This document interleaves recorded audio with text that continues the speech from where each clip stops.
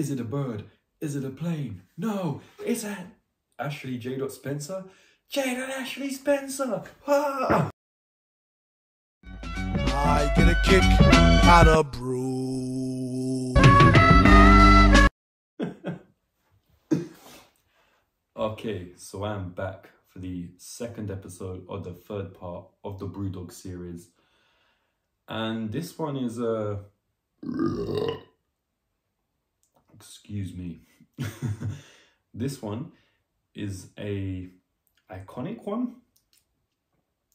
I think it's a can I've definitely recognized outside of doing this series. I think there's 2 cans in this series, or 2 drinks, that I recognize without doing, even if I didn't do this series. And yeah, this is the first one, and the second one is maybe not the most eye-catching, but you'll definitely recognize it.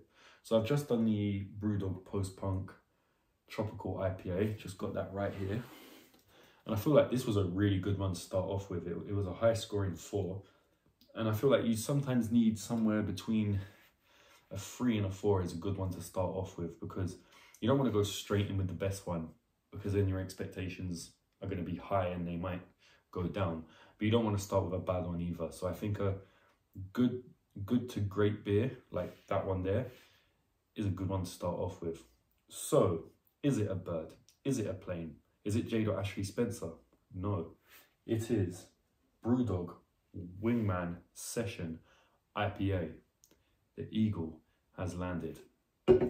So I think they do this and one of the other ones, and then 2 other ones in a like box pack at Sainsbury's or Tesco's. I can't remember which one, but I've definitely seen this outside of the BREWDOG series. So to me, this is a pretty iconic one. I mean, it's got the Wingman on there, the yellow eagle. And I think this is one of the few BREWDOG cans that doesn't have that sort of badge thing going on over here. It's got this bright yellow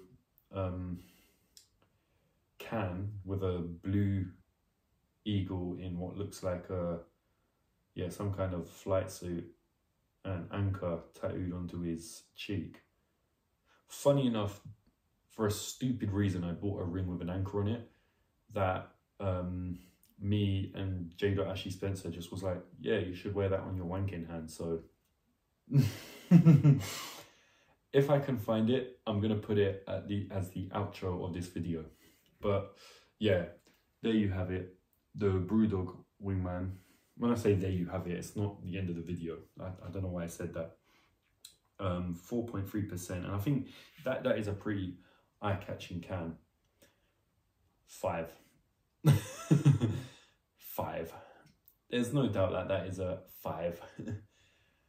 I don't know, it's just, yeah, it works. It's called Wingman. That's a cool design. Like, I like it when they put art on the can, because, you know, it's eye-catching.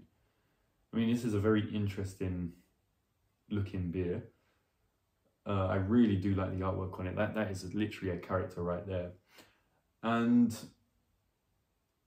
it's designed well enough for me to notice this, even if I wasn't paying attention to BREWDOG beers.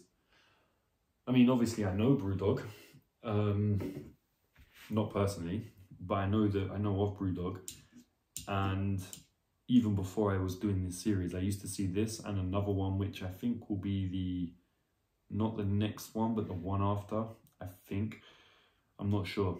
But yeah, so it's caught my attention in a non-biased way.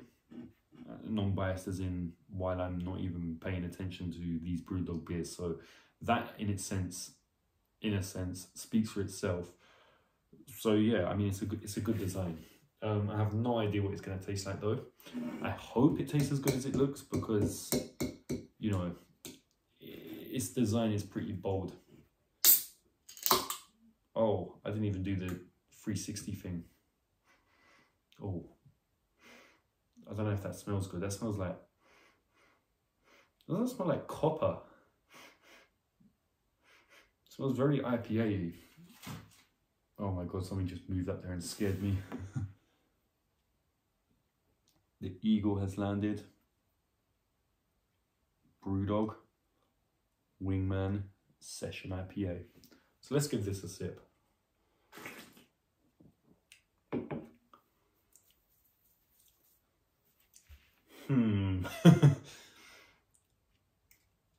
It's got more of a powerful taste than the tropical IPA, but I think the tropical one had more of a tropical taste. This does taste like IPA. It doesn't taste bad.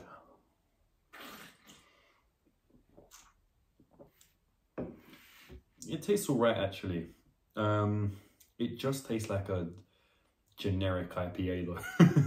I mean, it's all design and it's not a bad taste. It's a beer you can casually drink, no doubt about it. But there's just not really much to it, I don't think. Is it called Session IPA because you can just drink loads of these on a session? Maybe.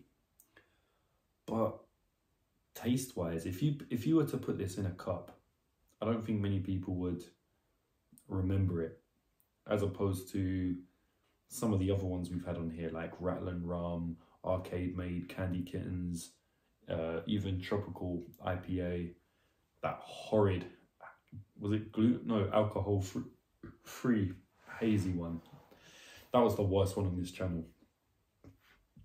But yeah, this is a very average taste.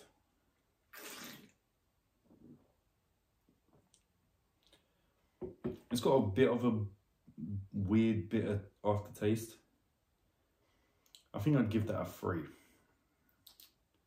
gonna give that a 3. I was kind of expecting it to taste either weird or good, and I think I'm going more with not bad but a bit on the weird side. I don't know what it is. It's don't get me wrong, it's not a bad tasting beer, it's just a bit, I don't know.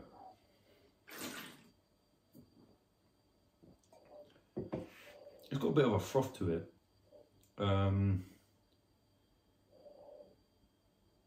It just has a very generic IPA taste, which isn't a bad thing. If you like IPA, you will love this beer. But it just doesn't really have anything significant enough that I can pull out and be like, to match the kind of eccentric design it's got. So its design is a 5 and its taste is a 3, and I think 4 is a good overall for this.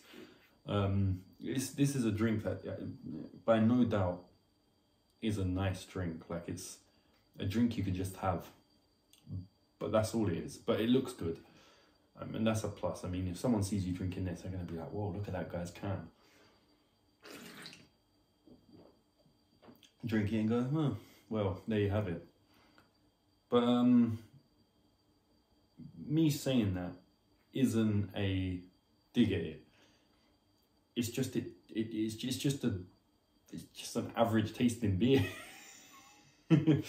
So I'm not trying to be critical, even though it might sound that way. But one thing I've noticed is the Wingman guy does have the RD Brewery logo on there, so 5 star. But no, I honestly would recommend this beer. Don't expect anything wild. It's just another IPA if you go by taste, but it's got a cool design, and that I can appreciate. So pick up a Wingman Session IPA. The eagle has landed. Please like, subscribe, share, and all that other crap. And I'll see you in the next video. Brother, may I have some oats?